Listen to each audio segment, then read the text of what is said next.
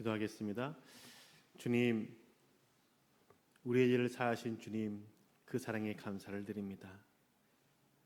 우리가 주를 믿음에도 불구하고 예수 그리스도께서 나를 사랑하셔서 내 죄를 씻기 위해서 십자가에 달려 죽으셨다는 사실을 잊고 살 때가 많습니다. 주님, 그 사랑을 기억하며 주의 사랑에 힘입어 살아가는 저희들 되게 하여 주옵소서. 역사하시고 함께할 줄 믿사오며 살아계신 예수님의 이름으로 기도합니다. 아멘.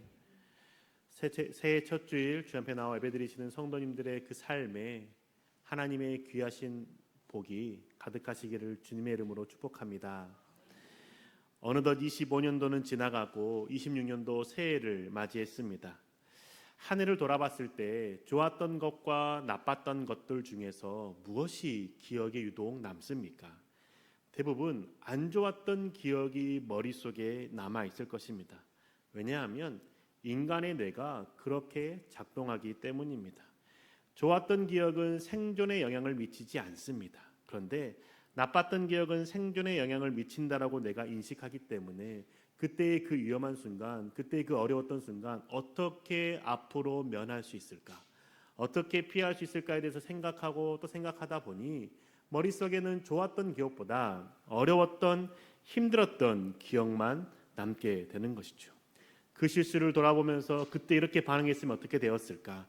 그때 이렇게 말했으면 어떤 결과가 있었을까? 앞으로는 어떻게 말할까?라는 것들을 되새내기다 보니까 우리 가운데 부정적인 기억들이 남아있게 되는 것이죠. 우리가 한 해를 살아가면서 얼마나 큰 은혜가 있었고 참으로 기뻤고 행복했던 시간들이 얼마나 많았는지 되새기질 않습니다.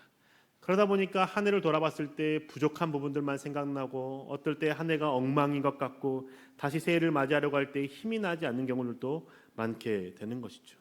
그런데 우리 그 뇌가 생존에 의해서 작동되는 그것들에 대해서 끌려가지 맙시다.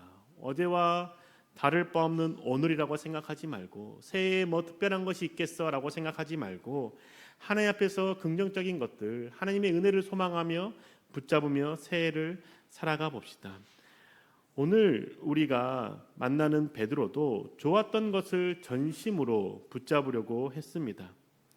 베드로가 그 좋았던 모습들을 붙잡으려고 했던 그 상황들을 함께 살펴보면서 어떻게 우리가 긍정적인 것을 붙잡아야 될 때 주의해야 될 것은 무엇이고 어떻게 좋은 기업들을 가져가야 되는지에 대해서 함께 생각해 보기 원합니다. 예수님께서 제자들에게 말씀하셨죠. 장로들과 대제사장들과 서기관들에게 내가 버림받아서 죽임을 당할 거야 라고 말씀했습니다. 그리고 죽임을 당한 후에 3일 만에 살아날 거야도 말씀하셨습니다. 그런데 그때 제자들은 그 말을 듣고 만류했죠. 주님은 그 말을 만류하는 그 말을 들으면서 제자들에게 말씀하시기를 오히려 너희가 각자 자기 십자가를 지고 나를 따르라 라고 말씀하셨습니다. 십자가를 지고 죽으실 것에 대해서 말씀하신 지 6일이 지났을 때 예수님은 산으로 올라가십니다. 그 올라가신 이유가 무엇입니까? 기도하기 위해서 올라갔습니다. 누가복음의 말씀을 통해서 알 수 있습니다. 누가복음 9장 28절과 29절의 말씀입니다. 이 말씀을 하신 후 8일쯤 되어 예수께서 베드로와 요한과 야고보를 데리고 기도하러 산에 올라가사 기도하실 때에 용모가 변화되고 그 옷이 휘어져 광채가 나더라. 기도하시려고 주님은 베드로와 야고보와 요한을 데리고 산에 올라가신 겁니다. 그 제자들과 함께 산에 올라가서 기도하길 원하셨는데 제자들은 깊은 잠에 빠져버립니다. 예수님은 그들을 깨우지 않고 그냥 주님 앞에서 하나님 앞에서 기도합니다. 기도하실 때 용모가 변하죠. 옷이 새하얗게 되고 광채가 나게 됩니다. 그리고 모세와 엘리야가 주님 앞에 나타납니다. 그리고 서로 대화를 나누시기 시작하는 것이죠. 주님은 하나님이시기 때문에 기도하실 필요가 없는 것 같지 않습니까? 그런데도 주님은 기도하십니다. 기도하실 때 광채가 변하고 옷이 새하얗게 변화되는 모습들을 보게 되는 것이죠. 온전한 인간이셨던 주님께서 하나님의 뜻에 복종하기 위해서 기도하시는 겁니다. 우리도 예수님의 모습을 닮아야 되지 않겠습니까? 송구영신 예배 때 기도문을 작성하셔서 제출하셨을 것입니다. 아직 작성하지 못하신 분은 오늘이라도 작성하셔서 제출해 주시면 기도할 수 있도록 하겠습니다. 저는 이 기도문을 가지고 새벽에 나아가 하나님 앞에 그 기도문을 읽으면서 기도할 것입니다. 그리고 기도문을 제출하신 교우분들께서도 스스로 그 기도문을 가지고 기도하기를 원합니다. 기도해야 되는 이유가 있기 때문입니다.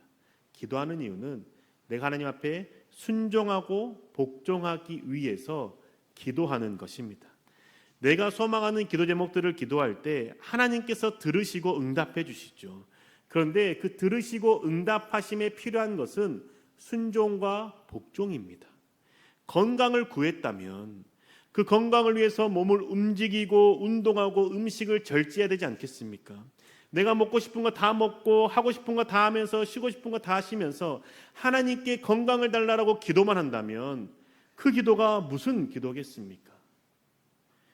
건강을 위해서 기도할 때 하나님께서 내가 어떻게 해야 될지, 내가 내 몸을 어떻게 아끼고 내가 어떻게 살아가야 될지를 생각나게 하실 것입니다. 그러면 거기에 순종해야 되는 것이죠.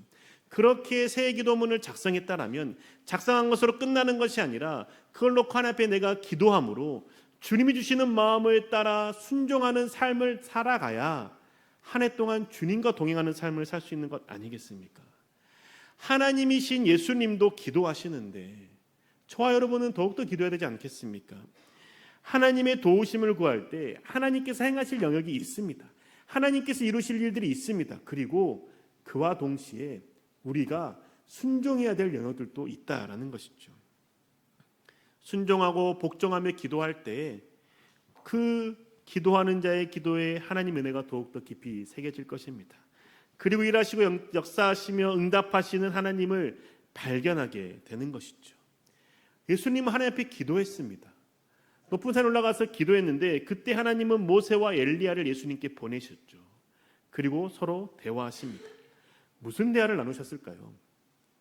누가복음에는 예수님의 죽으심에 대해서 대화를 나눴다라고 기록하고 있습니다. 십자가의 죽음을 말씀하신 주님께 그 죽음이 실제로 일어날 것에 대해서 구약을 대표하는 모세와 엘리야를 통해서 다시 한번 말씀해 주시는 것이죠.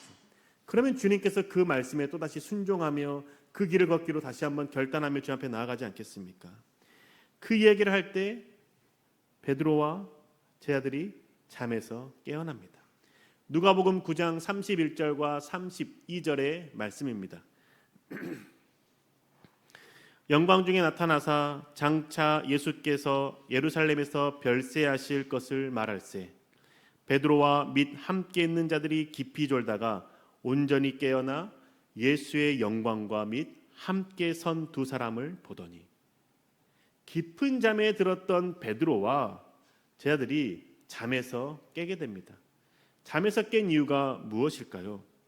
눈부신 광채로 변화된 예수의 모습 때문에 눈이 부셔서 잠에서 깨어난 걸까요? 물론 그럴 수 있지만 누가복음의 기록을 통해 생각해 본다면 예수님의 죽으심에 대해서 들었기 때문인 것이죠. 베드로에게 있어서 예수님의 죽으심은 아주 민감한 영역입니다. 예수님을 사랑하는 마음이 크고 곁에 있고 싶은 마음이 간절하기에 예수님의 죽음은 받아들이기 힘들었던 것이죠. 예수님이 메시아가 된다는 것을 들었기 때문에 알았기 때문에 예수님이 죽는다는 것 생각할 수 없었습니다. 그래서 베드로는 죽음에 대한 이야기를 듣자마자 정신이 번쩍 들었고 주님께 다음과 같이 말하는 거죠. 누가복음 9장 4절과 5절의 말씀입니다. 엘리야가 모세와 함께 그들에게 나타나 예수와 더불어 말하거늘 베드로가 예수께 고하되 라삐여 우리가 여기 있는 것이 좋사오니 우리가 초막셋을 짓되 하나는 주를 위하여 하나는 모세를 위하여 하나는 엘리야를 위하여 하사이다 하니. 아멘. 이 말씀은 마가복음의 말씀, 마가복음 9장 4절과 5절의 말씀이죠. 베드로는 주님이 죽기를 원하지 않았습니다. 그게 너무 두려웠습니다. 그래서 베드로는 얼른 주님께 말하죠. 초막셋을 짓겠습니다. 이곳에서 주님을 위해서 초막셋을 짓겠습니다. 자신들을 위해서 초막셋을 짓는다라고 말하지 않습니다. 자신들이 이곳에 초막이 없어도 되니 내가 초막셋을 지을 텐데 주님을 위해서 하나 짓고 엘리야를 위해서 하나 짓고 모세를 위해서 하나 짓겠습니다라고 말하는 겁니다. 주님, 그러니 이곳에서 내려가지 말고 죽지 말고 이곳에 있읍시다라고 이야기하는 것이죠. 베드로는 예수님의 그 죽음을 맞이하고 싶지 않았던 것이죠. 불과 일주일 전에 예수님께서는 죽음에 대해서 말씀하셨습니다. 그 말이 무슨 의미인지 완전히 깨닫지 못했지만 그 말씀하신 내용에 죽음이 들어있는 거기 때문에 불안했고 두려웠습니다. 그런데 지금 구약을 대표하는 모세와 엘리야가 예수님께 나와서 예루살렘에서 죽게 될 것에 대해서 말씀하고 계십니다. 베드로가 그것을 들었을 때 얼마나 놀랐겠습니까? 주님은 죽으시면 안 된다라고 생각하는 것이죠. 그러니 베드로가 주님을 붙잡고 싶어서, 주님과 함께 있고 싶어서, 주님, 우리 여기서 제가 초막셋을 지을 테니 모세와 엘리야와 주님 여기서 지내십시오 라고 말하는 것 아니겠습니까? 베드로는 어떻게 해서든지 주님과 함께 있고 싶은 마음에 초막을 짓겠다라고 말한 겁니다. 우리에게 이 마음이 필요한 것 아니겠습니까? 예수님을 놓치고 싶지 않은 마음 필요하지 않습니까? 주님과 떨어지지 않고 싶은 마음, 그 마음이 필요하지 않겠습니까? 주님과 함께했던 기억이 좋았다면, 한 해 동안 내가 하늘을 돌아봤을 때 주님이 나와 함께했던 그 기쁨의 순간들을 내가 기억하고 있다면 올 한 해도 주님을 붙잡고자 그 마음을 갖지 않겠습니까? 작년 한 해 동안 주님 믿어서 좋았던 기억 있으십니까? 주님 곁에 있고 싶어지는 기억 떠오르십니까? 혹시 좋았던 기억은 없고 힘들고 거대고 어려운 순간들만 떠오릅니까? 자꾸 내가 생존에 관련된 것들만 생각하다 보니까 실패와 어려움과 아픔에 대해서만 생각나고 되새기고 계십니까? 그럼 우리는 어떻게 해야 될까요? 기쁨을 발견할 수 있는 방법, 쉬운 방법이 있습니다. 감사를 찾고 발견하는 것이죠. 지난 한 해 동안 감사의 제목들을 찾아봐야 됩니다. 사소한 감사의 제목이 오히려 더 좋습니다. 작은 것에 감사를 발견한 사람이 주님의 은혜를 발견하는 사람입니다. 우리가 감사의 제목을 발견하고자 할 때 누가 봐도 감사할 만한 제목, 누가 봐도 참 기쁘겠구나, 참 좋겠구나라는 그 감사의 제목들만 생각합니다. 그런데 감사의 제목은 작으면 작을수록 좋습니다. 사소하고 하찮을수록 감사의 제목이 그럴수록 더 좋습니다. 왜냐하면 작은 것에도 감사를 발견할 때 불평과 불만보다는 기쁨과 행복이 넘치기 때문인 것이죠. 어려운 일이 너무 크게 보이는 그 상황에서도 그곳에서도 아주 작은 감사를 발견하고 있다면 그 어려움의 상황이 더 이상 나를 짓누르는 상황이 되지 않는 것이죠. 불평과 원망으로 가득했던 그 마음에 감사의 씨앗이 심겨지며 하나님의 은혜를 고백할 수 있는 것 아니겠습니까? 그리고 매일 반복되는 사소한 일상 속에서도 감사를 발견할 때 주님과 동행하는 기쁨을 고백할 수 있는 것 아니겠습니까? 아침마다 새날을 맞이하게 하신 주님께 감사할 수 있는 것 아닙니까? 직장을 잃지 않고 다닐 수 있게 하신 것에 대해서 감사할 수 있는 것 아니겠습니까? 하나님의 말씀을 읽을 수 있고 주님께 나의 도움을 구할 수 있는 것 자체에 감사할 수 있는 것 아니겠습니까?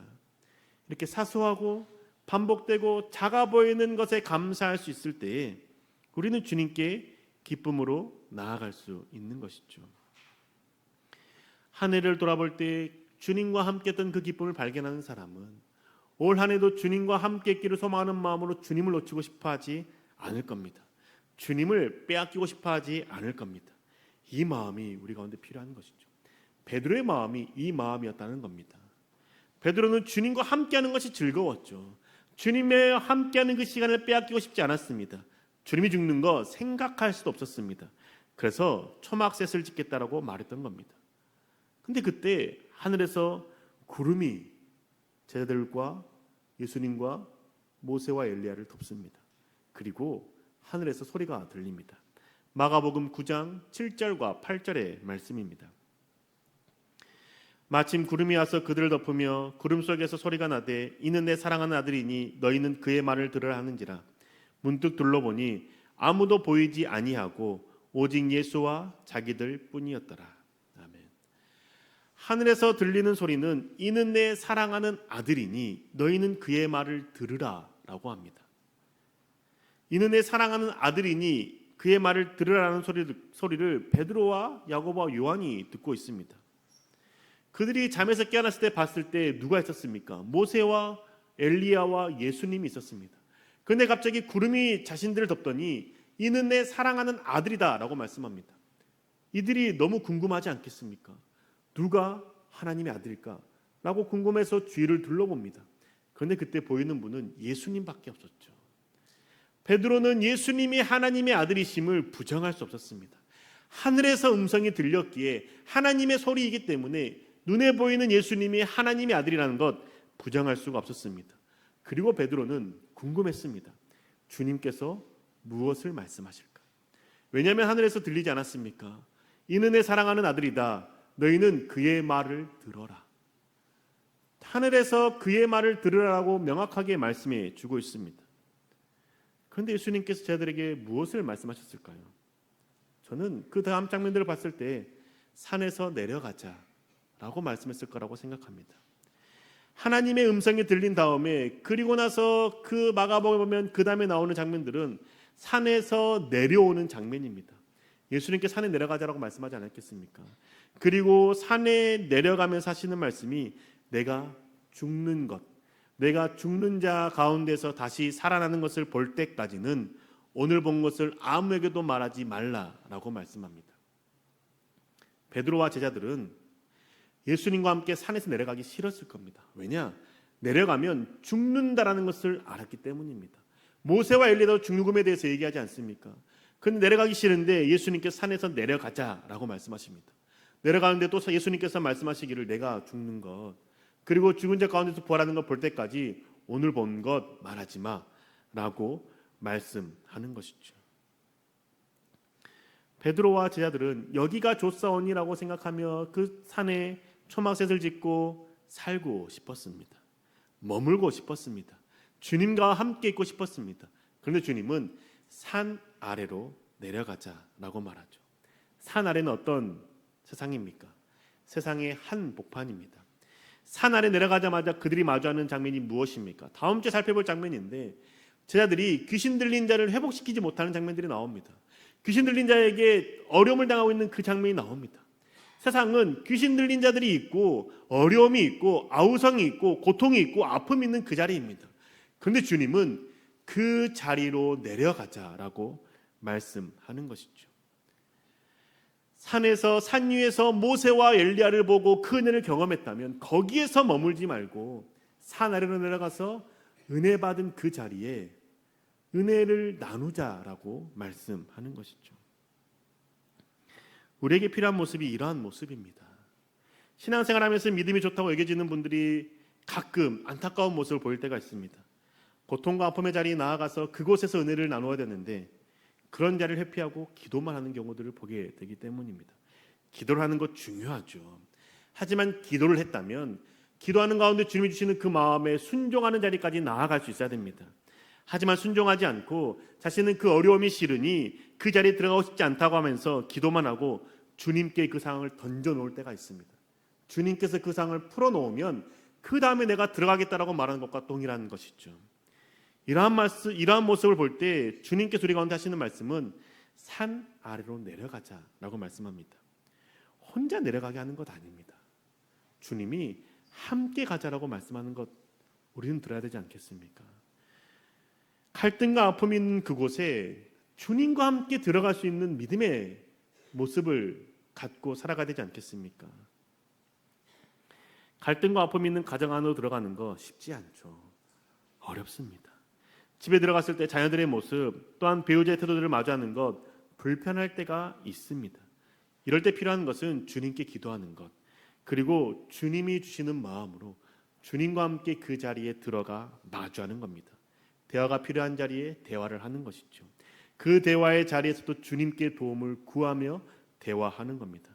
주님을 믿는다라는 것, 주님께 간구한다라는 것은 주님께서 상대방을 알아서 변화시켜 주신다는 것을 의미하는 것이 아닙니다. 우리는 간혹 가다가 착각할 때가 있습니다. 주님께 기도하면 주님께 저 사람을 꼬꾸라뜨리든 어떻게 해서는 변화시켜 줄 거라고 생각합니다. 물론 그렇게 일하실 때도 있습니다. 간혹 있으십니다. 그래서 주님은 기도할 때 어떻게 일하시냐면 나에게 말씀하시죠. 함께 여기가 좋다 해도 나와 함께 그곳으로 가자라고 말씀하는 겁니다. 그래서 상대방에 대해서 상대방을 믿는 마음이 아니라 하나님을 믿는 마음으로, 하나님을 사랑하는 그 마음으로 주님이 주시는 그 마음을 따라 상대방을 대하는 태도, 말, 행동을 통해서 변화를 이루어 가시는 것이죠. 그게 하나님의 은혜라는 겁니다. 세상은 상대방이 변하지 않는다고 하면 비난하고 갈라서는 것이 마땅하다고 여기지 않습니까? 하지만 주님은 나를 통해서 그리스도의 사랑과 섬김을 상대방이 경험하게 함으로 변화의 길에 들어서게 하는 것이 주님의 방법이라는 겁니다. 하나님을 믿는 것이 우리가 무엇인지를 한 해를 깊이 생각하며 살아가기 원합니다. 베드로는 주님과 함께 있는 것이 너무 좋아서 이곳에 초막셋을 짓고자 했는데 주님은 여기에 머물지 말고 그 은혜를 가지고 산 하늘로 내려가자라고 말씀하는 것이죠. 어려움의 현장, 고통의 상황, 실패의 아픔을 마주하며 함께 이겨내자라고 주님은 말씀하십니다. 그리고 베드로가 주님과 함께 산 아래로 내려갈 수 있었던 것은 주님이 모세와 엘리야와 함께하는 모습을 보았기 때문이 아니겠습니까? 그 은혜를 누렸기 때문이 아니겠습니까? 하나님이 참된 메시아라는 것이 확신 가운데 있었기 때문이 아니겠습니까? 그리스도가 주가 되신다는 그 고백이 마음속에 깊이 새겨졌기 때문이 아니겠습니까? 그래서 주님과 함께 내려가면 갈 수 있겠다고 생각하며 두렵지만 산 아래로 내려가는 것 아니겠습니까? 베드로는 그래서 예수님과 함께 삶의 자리, 고통 현장 가운데 있는 그 산 아래로 내려가게 되는 것이죠. 여기가 조사원이라고 말했던 그 베드로가 은혜를 경험하고 주님의 말씀에 순종함으로 산 아래 내려가서 주님의 일하심을 또 보는 은혜를 누리게 되는 것이죠. 사랑하는 군산교회 교우 여러분, 우리는 새해를 맞이했습니다. 작년의 은혜를 기억하고 올 한 해도 주님과 함께하기를 소망해야 되는 것이죠. 고난의 자리를 피하고 내 마음에 안정을 주는 자리만 찾고자 하는 그 마음, 이제는 내려놓을 수 있어야 됩니다. 주님께서는 초막셋을 짓고 기쁨감과 감격이 있는 곳에 머물려고 하는 제자들에게 어려움과 실패와 환란이 있는 세상 가운데 내려가자라고 말씀하시죠. 함께 가자라고 말씀하시는 겁니다. 주님을 믿고 따르는 그 길은 고난을 회피하고 안정되어 있는 그 길만을 걸어가는 것이 아니라 은혜가 없는 그 자리에 내가 받은 그 은혜를 가지고 들어가 은혜를 나누는 것이죠. 그게 주를 믿고 따르는 자의 모습이지 않겠습니까? 눈에 보이는 것을 추구하며 사는 마음, 그 마음을 버리고 안정되고 좋아 보이는 것만을 바라보는 그 마음을 버리고 내가 주님과 함께 있기에 어려운 현장 가운데도 주의 은혜를 나누며 하나님의 그 사랑을 함께 경험하고 은혜를 나눌 수 있는 저 여러분 되시기를 주님의 이름으로 축복합니다. 기도하겠습니다. 주님 우리 가운데 은혜가 필요함을 고백합니다. 그 은혜가 있을 때에 주님과 함께 어려움의 현장, 고난의 현장, 쉽지 않은 그 자리 가운데 나아갈 수 있음을 고백합니다. 주님, 우리가 주님께서 산 아래 내려가자라고 하셨던 그 말씀에 온전히 순종하길 원하오니 우리 가운데 믿음을 더하여 주시고 그리스도의 사랑을 심어주시고 주를 붙잡을 수 있는 용기 더하여 주옵소서. 이 가운데 함께 하시고 역사할 줄 믿사오며 살아계신 예수님의 이름으로 기도합니다. 아멘.